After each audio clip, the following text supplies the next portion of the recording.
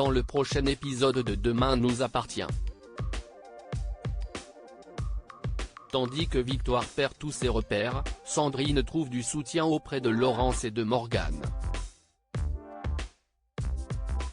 Samuel, de son côté, fait une croix sur ses projets, et Gabriel confronte Arthur et Sophia. Capture d'écran TF1. Attention, les paragraphes qui suivent contiennent des spoilers sur l'épisode de Demain nous appartient diffusé demain soir sur TF1. Si vous ne voulez rien savoir, ne lisez pas ce qui suit.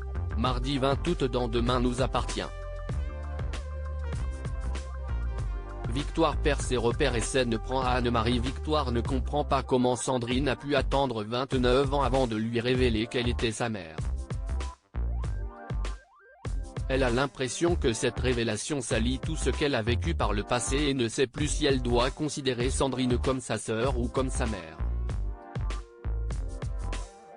Pour Sandrine, ça ne change rien, elle sait mais si est tout ce qui compte. Mais Victoire voit les choses autrement et réalise qu'en plus d'avoir grandi dans le mensonge, elle ne connaîtra jamais son père.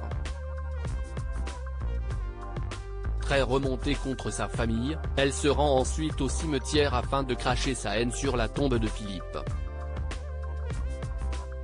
Elle lui reproche de ne s'être jamais interposée pour stopper Anne-Marie et d'avoir été d'une certaine manière complice du meurtre de Guillaume. Sandrine tente de prendre la défense de Philippe en expliquant à Victoire qu'il s'est simplement laissé entraîner par Anne-Marie, mais Victoire n'en démord pas. Philippe ne pensait qu'à sa carrière et était aussi obsédé par son image qu'Anne-Marie. Et pour ça, elle le déteste. Dans un élan de colère, elle va jusqu'à briser le cadre dans lequel figure une photo de son grand-père puis quitte le cimetière. Victoire et Sandrine rendent ensuite visite à Anne-Marie à l'hôpital, et Victoire annonce à celle qui est en réalité sa grand-mère qu'elle connaît enfin toute la vérité. Seulement, Anne-Marie prétend que Sandrine ment et refuse d'admettre ce qu'elle a fait. Face à l'obstination d'Anne-Marie, Victoire lui lance qu'elle n'est plus rien pour elle et scène va. Plus tard, Sandrine révèle son secret à Laurence et peut compter sur le soutien de son ex, ainsi que sur celui de Morgane.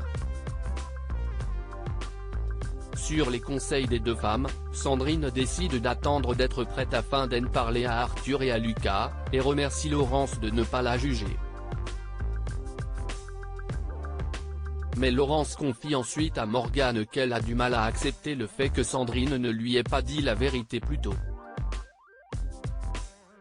Et même si elle avait l'air confiante face à Sandrine, Laurence avoue qu'elle ne sait pas trop comment les garçons vont réagir en apprenant que Victoire est en réalité leur sœur. Victoire, de son côté, retrouve Sandrine qui lui explique qu'elle a été envoyée dans un pensionnat dans le Nord lorsqu'elle est tombée enceinte et qu'elle a dû faire face au jugement et à l'incompréhension des autres élèves et des sœurs.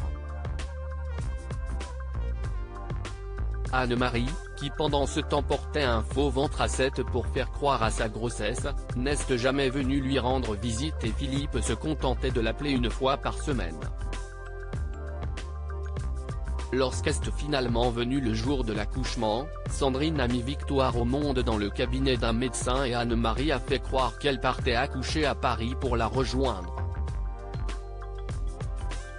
Mais Anne-Marie est restée en bas, dans un café, durant tout l'accouchement. Puis elle est montée, a pris Victoire, et n'a pas regardé Sandrine. L'acte de naissance a été falsifié et Sandrine a dû retourner en pension pour terminer l'année scolaire.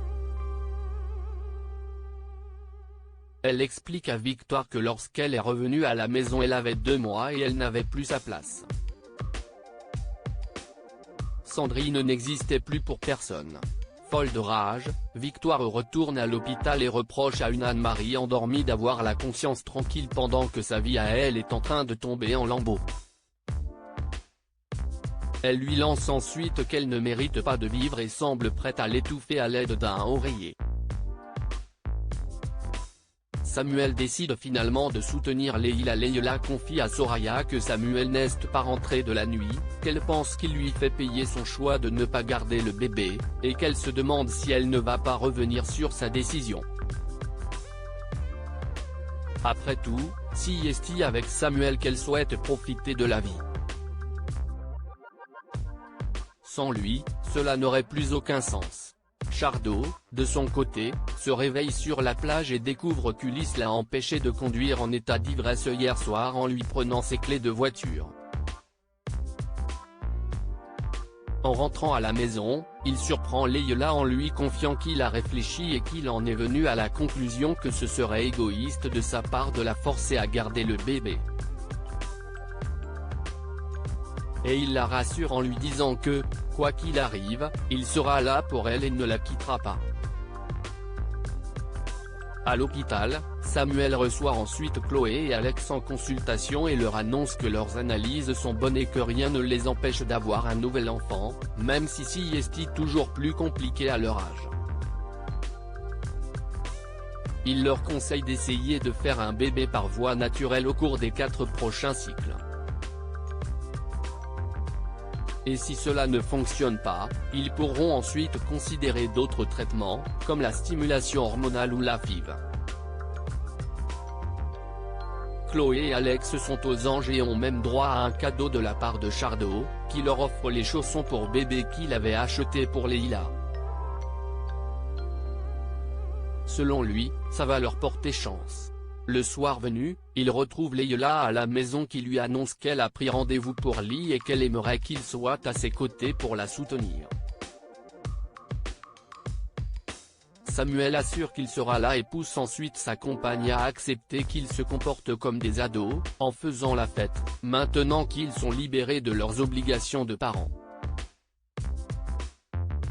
Sophia et Arthur font face à la colère de Gabriel. Gabriel confronte Arthur au sujet de la vidéo dans laquelle on le voit embrasser Sophia et lui demande comment il a pu agir ainsi dans son dos et se comporter de manière aussi basse avec lui. Arthur et Sophia s'en prennent ensuite à Manon et lui font comprendre que ce serait une bonne chose qu'elle s'occupe de ses affaires dorénavant. Mais Manon leur rétorque qu'il devrait plutôt la remercier.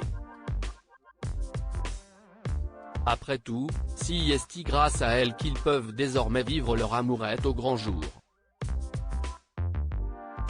Un peu plus tard, Sophia croise Gabriel sur la plage et s'excuse pour tout ce qui s'est passé. Elle n'avait pas réalisé qu'elle avait des sentiments aussi forts pour Arthur et aimerait tout de même qu'ils puissent rester amis. Mais Gabriel n'a pas l'air enchanté par cette idée et la traite de connasse. Et c'est ensuite Arthur qui se prend la colère de Gabriel de plein fouet puisque Gabriel lui assure que Sophia sort seulement avec lui parce qu'elle a pitié du manchot.